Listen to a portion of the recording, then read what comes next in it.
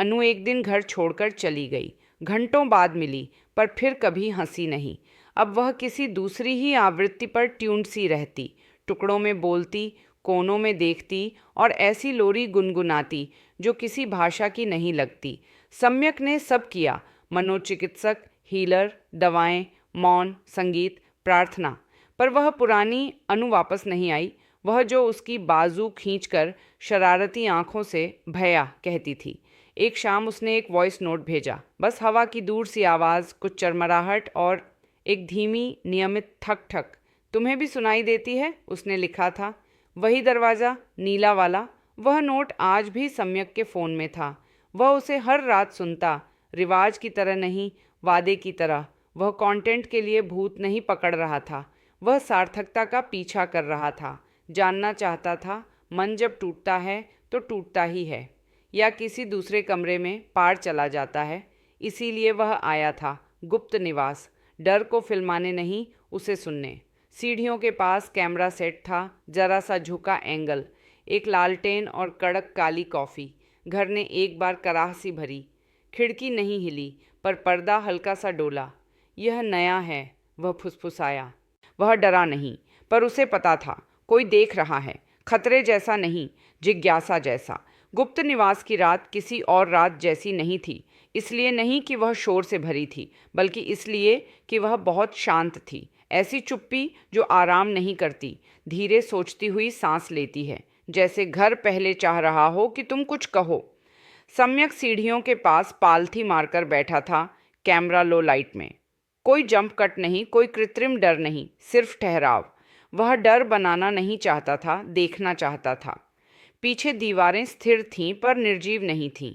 धूल में अजीब सी सम्मिति थी, सीधी रेखा, फिर घुमाव, जैसे उंगलियों के पोरों पर निशान। पर किसके? उसने सामान जांचा। कैमरा, रिकॉर्डिंग, माइक स्थिर, लालटेन मंद पर काफ़ी, धड़कन थोड़ी तेज़। वह कैमरे पर फुसफुसाया, 2 घंटे हो गए, कुछ नहीं, पर अजीब यह है, लगता है कोई मेरी मौजूदगी को जानता है। न शत्रुता, न दोस्ती, बस जागरूकता। तभी कुछ खिसका, एक धीमी धप्प, न जोरदार न सिनेमाएं, जैसे कोई पुरानी किताब छोटी ऊंचाई से समतल गिर पड़े। वह मुड़ा। दूर वाली दीवार के पास एक डायरी पड़ी थी, पतली, भूरे चमड़े की जिल्द, सालों की धूल से ढकी, सिवाय कवर के, जैसे किसी ने अभी छुआ हो। सम्यक घबराया नहीं। वह संग्रहालय की वस्तु सी सावधानी से चला। डायरी न गर्म थी न ठंडी। उसने खोला, खाली, हर पन्ना सफ़ेद, सिवाय आखिरी के। वहाँ पेंसिल से, लगभग फीका, वो आवाज़ जो तुम्हारे अंदर गूंजती है, उसकी शुरुआत यहीं से होती है।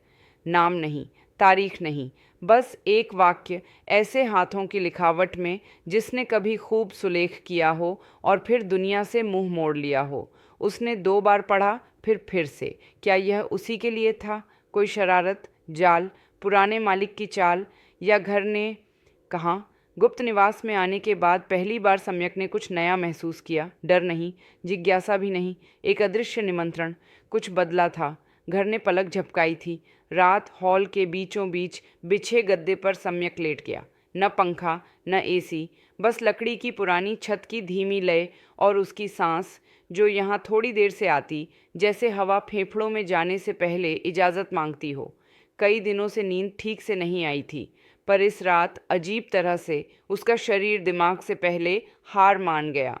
और फिर उसने आंखें खोलीं, पर वही कमरा नहीं था। दीवारों का रंग बदल चुका था, हल्का हरा, छिलकों में उतरता, जैसे मुरझाए पत्ते। फर्श सीमेंट नहीं, पॉलिश, जिसमें मोमबत्ती की लौ का धुंधला प्रतिबिंब। और सामने एक आराम कुर्सी पर बैठी एक औरत, सरसों रंग की साड़ी, लंबी चोटी, जिसके किनारे हल्के हल्के धुंधलाते। वह उसे देख रही थी, न गुस्से से न जिज्ञासा से, बस इंतजार में। तुम्हें आते देर लगी, उसने कहा, आवाज़ नरम, जैसे 2 टोन में हल्की गूंज। मैं कहाँ हूँ? सम्यक ने सहजता से फ़ोन टटोला। महत्वपूर्ण नहीं, वह बोली, तुम काफ़ी दूर आ चुके हो, सवाल बेहतर करो। सम्यक स्थिर रहा। तुम कौन हो? उसने पूछा। भूले हुए लोगों में से एक, वह बोली। हम बहुत हैं, अब चुप रहते हैं, कोई सुनना नहीं चाहता। तुम पहले हो जो बिना चिल्लाए पूछने आए।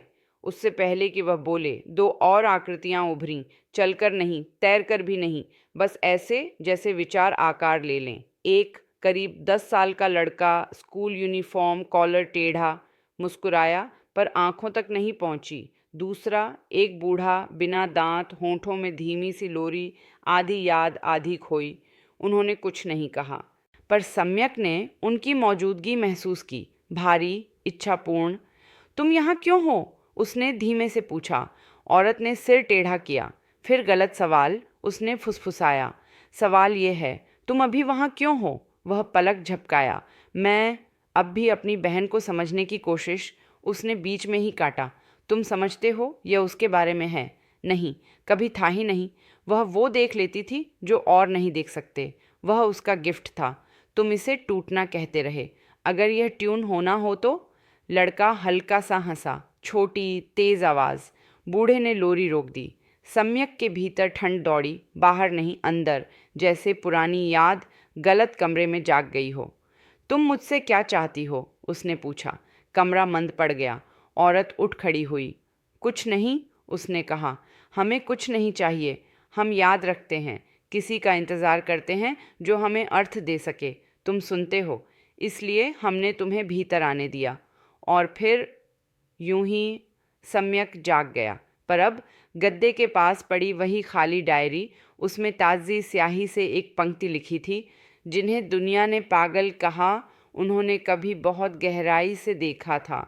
उसके हाथ कांप रहे थे, दिमाग सालों से ज़्यादा साफ। कुछ शुरू हो चुका था और अब यह सिर्फ एक यूट्यूब एपिसोड नहीं रहने वाला था।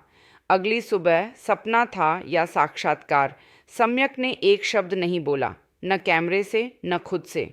उसने कॉफ़ी बनाई, बिना चीनी, बिना शोर। वह हॉल के कोने में बैठ गया, कॉपी खुली, पर लिखा नहीं। डायरी की पंक्ति कानों में घूमती रही, जिन्हें दुनिया ने पागल कहा, उन्होंने बस बहुत गहराई से देखा था। उसे यकीन था वह आवाज़ कल्पना नहीं। उसे औरत का चेहरा याद था, बच्चे की आंखें, बूढ़े की लोरी, और सबसे बढ़कर वह सच्चाई जो किसी चमत्कार की नहीं, किसी भूली हुई स्मृति की लगती थी। उसने फ़ोन निकाला, एक पुराना फोल्डर जिसे वह कम ही खोलता। कुछ डगमग वीडियो क्लिप अनु के जन्मदिन के, उसके टूटने के दौर के, और एक वह जिसे वह सबसे ज़्यादा डरता था। अनु कमरे में बैठी दीवार को देखती, न चीख न रोना, बस फुसफुसाहट। देखते नहीं भैया, वे समझा रहे हैं। कोई उनकी सुनता नहीं। वे डराना नहीं चाहते, बस अलग तरह से याद रखते हैं। सम्यक ने यह क्लिप 5 मनोचिकित्सकों को दिखाई थी, पर किसी ने यह नहीं पूछा कि उसकी फुसफुसाहट संगत क्यों लगती है। क्यों उसकी आवाज़ उन क्षणों में किसी और समय से उधार ली हुई बुद्धि जैसी लगती है।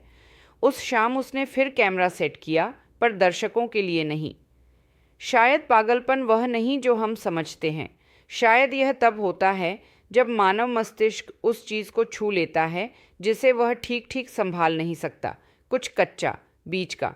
वह रुका, फिर जोड़ा। शायद भूत वे स्मृतियाँ हैं जो समय में फिट नहीं बैठ सकीं। और जैसे ही उसने कहा, घर ने जवाब दिया। दूर दीवार पर टंगा छोटा सा आईना, हल्की सी दरार पड़ी, एक ही बार। टूटा नहीं, बस 2 भाग हो गया। सम्यक पास गया, अपना चेहरा देखा। 2 रूप सामने थे, एक ज़रा सा पीछे, देर से। उसने शीशा छुआ, ठंडा था। फिर वही दरार अक्षरों में बदलने लगी, खुरच कर नहीं, उकेर कर नहीं, जैसे नमी ने खुद को पुनर्संगठित कर लिया हो। क्या तुम ही भूत हो सम्यक? किसी और की स्मृति में भटकते हुए? वह पीछे हट गया, धड़कन तेज, पर डर नहीं। पहली बार लगा जैसे किसी ने सॉल्यूशन दिया हो। डॉक्टर नहीं, मशीन नहीं, कुछ ऐसा जिसने बहुत देखा हो, बहुत समय तक। और उसी पल एक विचार भीतर उतरा, इतना साफ कि सारे शोर थम गए। अगर अनु टूटी नहीं तो क्या वह हमसे आगे निकल गई?